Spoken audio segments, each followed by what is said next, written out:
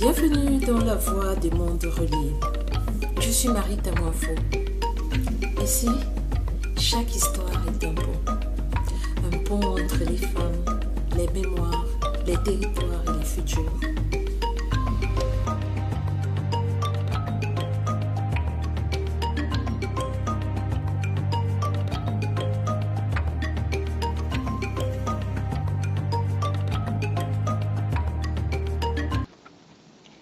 La voie des mondes relie, le pont des sommets, entre deux rives.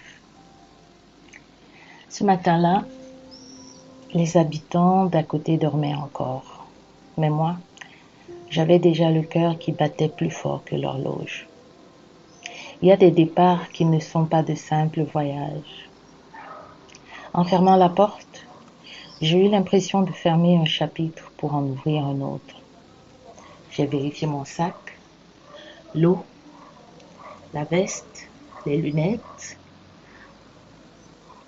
quelques fruits, mon appareil photo, un peu de nourriture et mes écouteurs, bien évidemment. Et puis, ce petit quelque chose qu'on n'écrit jamais sur la liste, l'envie d'aller voir. Nous sommes partis de Pau avant l'aube. 2 silhouettes dans la lumière bleue, mon conjoint et moi. Dans la voiture, quelque chose vibrait déjà en moi, une attente douce, comme si la montagne m'appelait par mon prénom.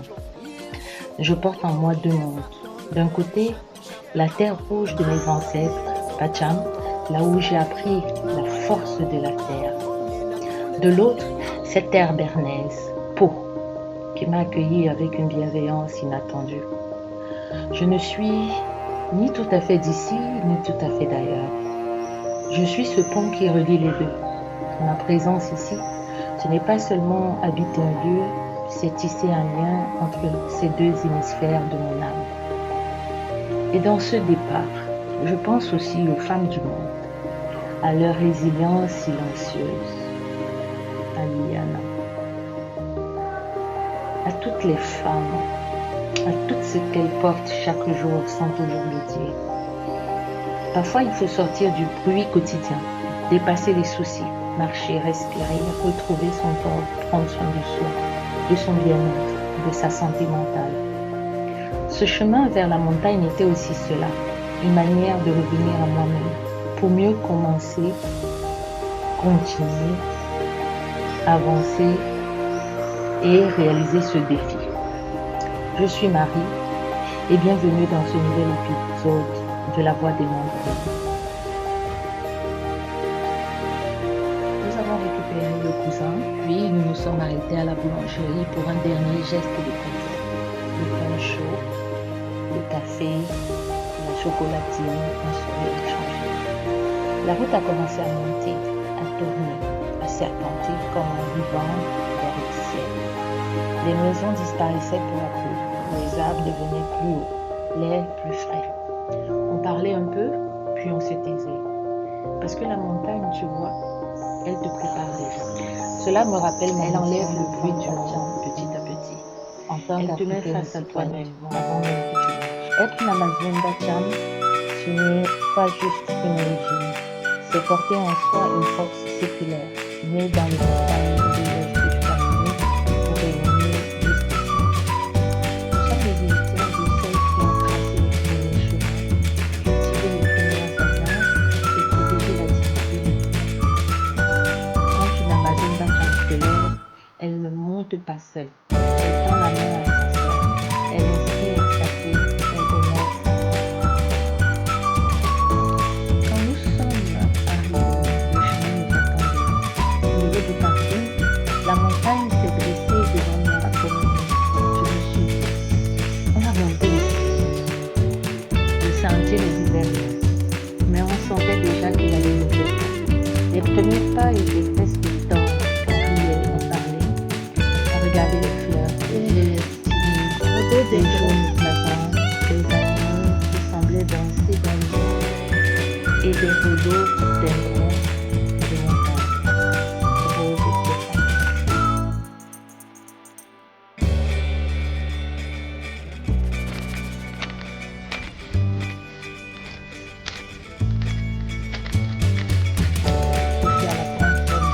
de petites flammes silencieuses. Nous avons croisé de petits lacs des miroirs qui nous saluaient.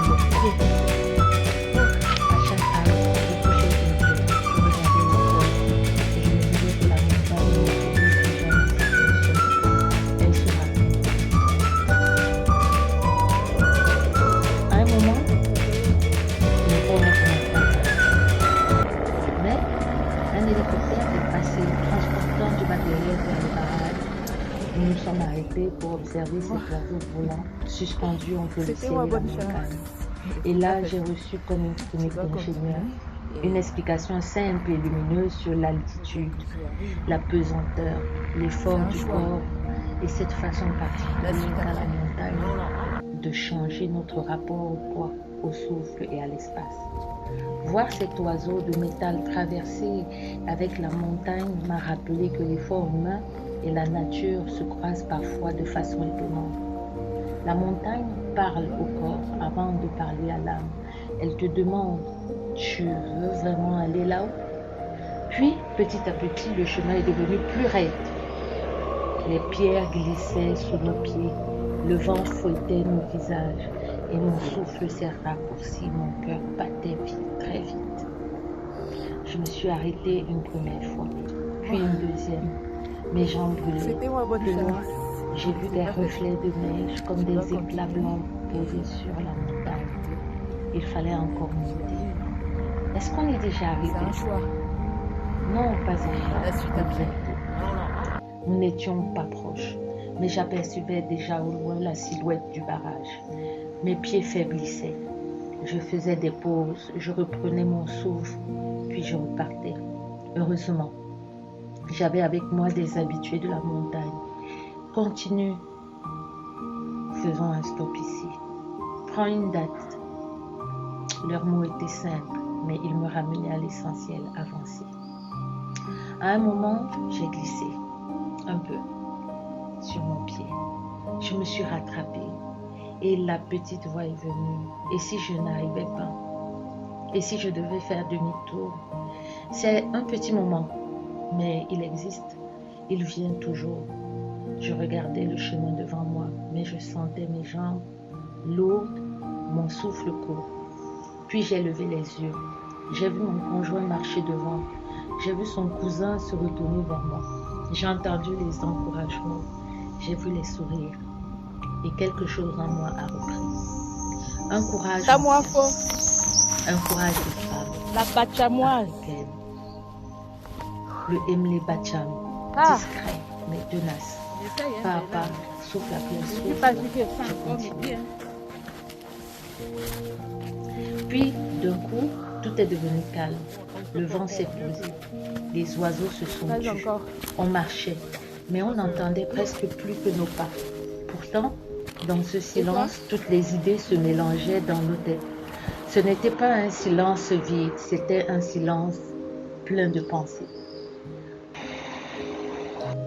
Moi, je me demandais quand est-ce que je pourrais gravir le mont Cameroun à nouveau. Je pensais aussi à mes différents projets associatifs, à ce que j'avais déjà construit, à ce qu'il me restait à accomplir. Mes pensées allaient ici et là. Le monde actuel, ma vie, mes engagements, mes racines, mes rêves. Un silence en pensée. Et je suis sûre que les autres aussi voyageaient intérieurement. Chacun avec ses questions, ses images, ses propres montagnes. C'était comme si la montagne nous regardait, comme si elle disait « Je vous vois, je vous accompagne dans ce silence ». J'ai compris que la montagne ne se conquiert pas, elle se reçoit. Et puis nous avons traversé à peu près 2 névets. Le dernier était le plus long, mais aussi le plus important. Mes derniers pas étaient lourds, presque incertains toujours. Comme si à quelques mètres du but, mon corps me demandait encore une preuve. J'étais proche, si proche, et pourtant 5 minutes me semblaient durer 1 heure. Arrivé au détour d'un dernier virage, le lac est apparu. Il était là, vaste, bleu, silencieux, beau. Mais avant de l'atteindre pleinement, je devais encore traverser ce dernier névet. C'était comme le dernier seuil. la dernière épreuve avant la Allez, récompense. dernier effort. Comme un secret que la montagne garde pour celles et ceux qui osent monter. Le barrage se dressera en face, massif, impressionnant, retenant des millions d'eau. La beauté du lieu m'a coupé le souffle, plus sûrement que la montée. Je me suis arrêtée, j'ai posé mes mains sur mes hanches, j'ai respiré longuement et j'ai senti mes yeux briller. J'étais à moi. Oui, oui. Première C'est fois bon, que là. j'ai suivi une Amazone. Ce n'était pas une performance, c'était une phrase, une mémoire, un héritage. J'ai pensé aux femmes Bacham, à celles qui portent, qui tiennent, qui transmettent, à celles qui marchent sans bruit et qui ouvrent pourtant des chemins. J'étais là, entre le pot et le ciel, entre mes racines et cette terre bernaise qui m'a accueilli. Et j'ai compris que je ne montais pas seule. Je portais une histoire, je portais des voix, je portais une ligne. Face à ce lac de Miguelo, et en marchant ici, devant ce barrage qui s'élève au cœur de la nature sauvage, je me surprends à rêver. Je me dis que ce que je vois aujourd'hui à Miguelo, cette alliance entre l'ingénierie humaine, la protection du vivant et la décarbonation, pourrait devenir une source d'inspiration pour d'autres territoires qui me sont chers. Je pense au groupement Bacham, je pense au chute de Tchontu à Bamele, à cette puissance de l'eau qui coule depuis des générations, à cette beauté brute qui porte déjà tant de promesses. Et je me prends à souhaiter que, là-bas aussi, nous puissions imaginer des projets qui respectent la terre, qui valorisent les services que la nature rend aux hommes et qui ouvrent la voie à une énergie propre, locale, durable. Parce que si Miguelo peut exister ici, alors pourquoi pas là-bas? Pourquoi pas chez nous, au cœur des montagnes, là où les histoires, les mémoires et les rivières n'attendent qu'à être reliées pour écrire un futur plus juste et plus lumineux, communautairement parlant. 297 mètres. Ici, la nature ne connaît pas de frontières. Elle ne demande pas d'où tu viens. Elle offre sa splendeur à qui sait l'observer avec respect. En tant qu'Amazone Bacham, je me sens investie d'une mission, celle de transformer ces connaissances locales, ce savoir-faire bernin en une force universelle. Je suis le canal par lequel ces deux mondes se rencontrent. Première femme Bacham à atteindre ce sommet.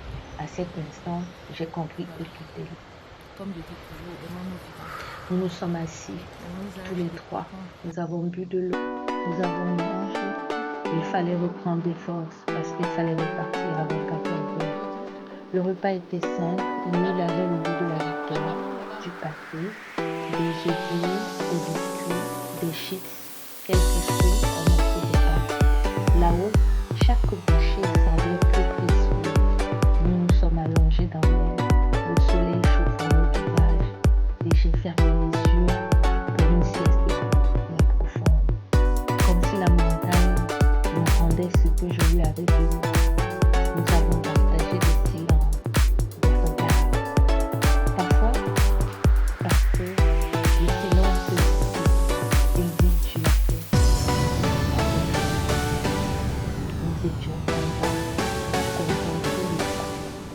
la descente a été plus légère, comme si la montagne nous avait allégé d'un poids inutile.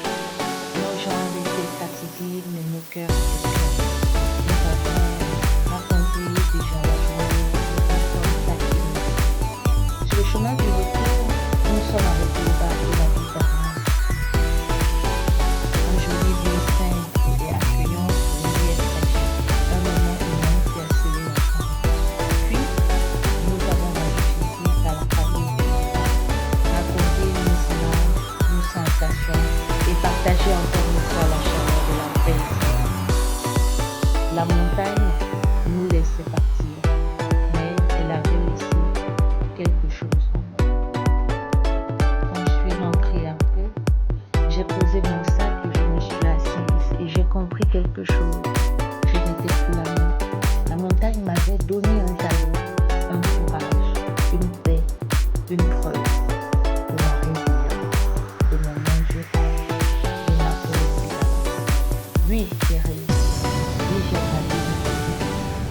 sommet n'était pas seulement là-haut. Le vrai sommet, c'était ce que je racontais avec ma misère. Si tu écoutes ceci et que tu hésites encore, sache que le chemin est possible. La montagne parle à celles et ceux qui veulent l'entendre. Et parfois, il suffit d'un pas de plus pour trouver la paix. Je sens en moi la veille de la prochaine journée. Avant de repartir, je dois faire le compte de toutes celles que j'ai vues passer, sur les traces laissées derrière moi, sur ce que chaque souvenir m'a appris. L'histoire continue et elle s'écrit maintenant ensemble. Merci d'avoir marché avec moi. Prenez soin de vous. Prenez soin de notre Terre et continuons à faire résonner nos voix. À très bientôt dans la voix des mondes reliés. Miguelo, l'histoire continue.